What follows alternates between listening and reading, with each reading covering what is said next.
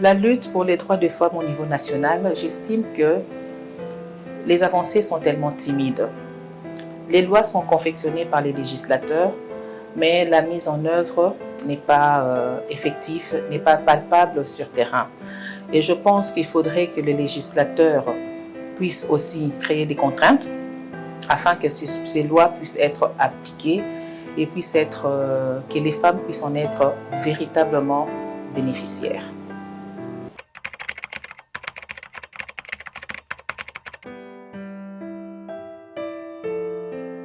La parité ne doit pas être comprise comme cadeau. La femme évolue à côté de l'homme. Nous avons tous les mêmes cursus scolaires, universitaires, carrières.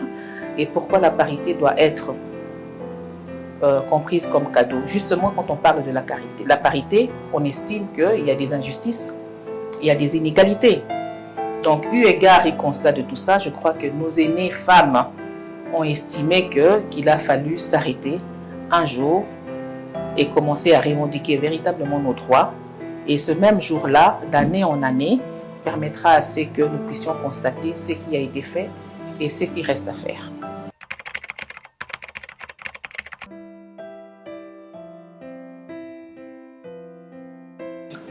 Cette idée, je pense qu'elle n'est pas du tout valable parce que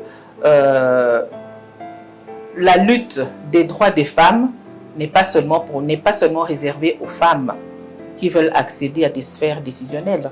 C'est aussi bien réservé à des femmes telles que maraîchères, des femmes veuves, des femmes de tous les jours. Quand on parle des femmes agricultrices,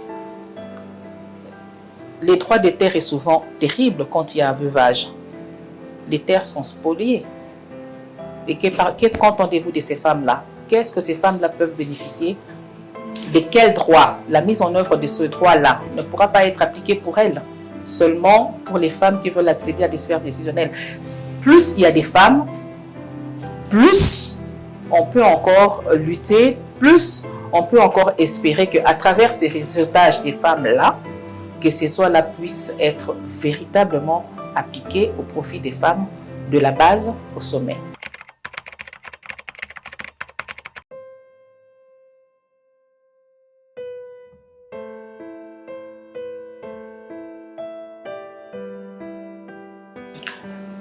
En tant que point focal national sur les questions dédiées aux violences basées sur le genre, exploitation et harcèlement et abus sexuels en milieu scolaire primaire, à l'EPST. Donc, c'est un projet PERS, projet d'équité et de renforcement des systèmes éducatifs, financé par la Banque mondiale qui vient en appui à la gratuité de l'enseignement primaire. Disons, c'est un poste nouvellement créé, donc nous sommes en train d'expérimenter avec le PERS et la Banque mondiale et l'EPST comment arriver à éradiquer la violence, les abus sexuels en milieu scolaire. Pensez-vous que ce sont des questions taboues quand on entend sexuel? Mais ça existe réellement. Donc, c'est-à-dire une journée du point focal commence par la réception des plaintes. Ça peut être à toute heure. Et je dois la référer, la signaler dans les 24 heures, la traiter, l'investiguer et savoir qui est l'auteur, la victime.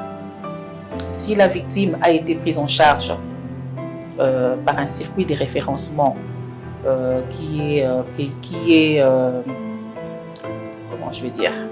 par un circuit de prise en charge de référencement. Donc, ça peut être le circuit de prise en charge des référencements. C'est la prise en charge médicale d'abord, psychologique, psychosociale, juridique. Et nous espérons très bientôt que la prise en charge judiciaire sera effective. La gestion des cas est axée sur la survivante. Donc, la survivante, c'est la jeune fille qui a été violentée par un personnel enseignant. Ça peut être le professeur, ça peut être le gardien, ça peut être un élève de la classe, le préfet, le directeur.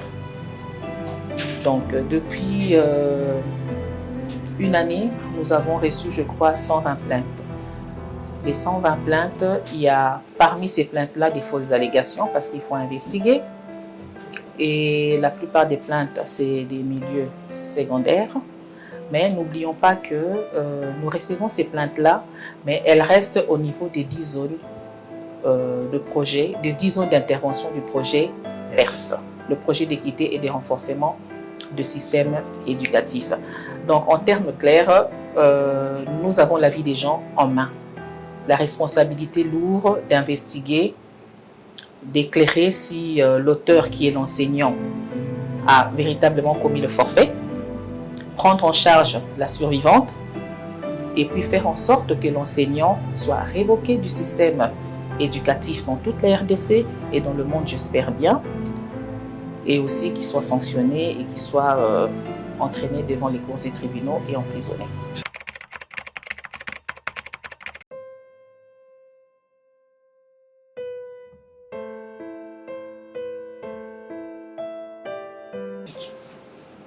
L'autonomie de la femme congolaise dans la lutte contre les changements climatiques est un vaste thème. L'autonomisation de la femme est importante parce que c'est la femme qui nourrit.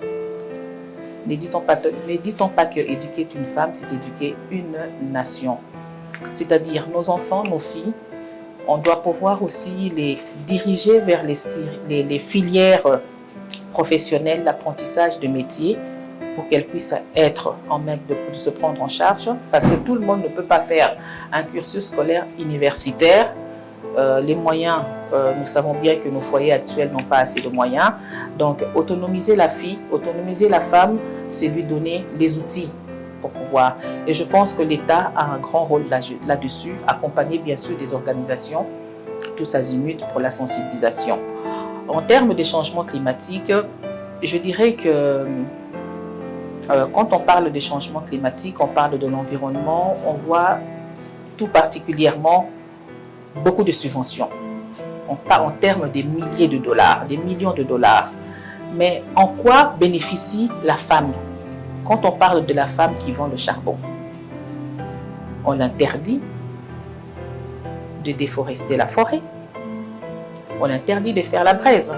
Mais ce n'est qu'à travers cette activité-là qu'elle peut nourrir ses enfants, qu'elle peut scolariser ses enfants, qu'elle peut être autonome dans la société. Alors, on parle de subventions. Est-ce que la femme rurale en bénéficie? Je ne pense pas.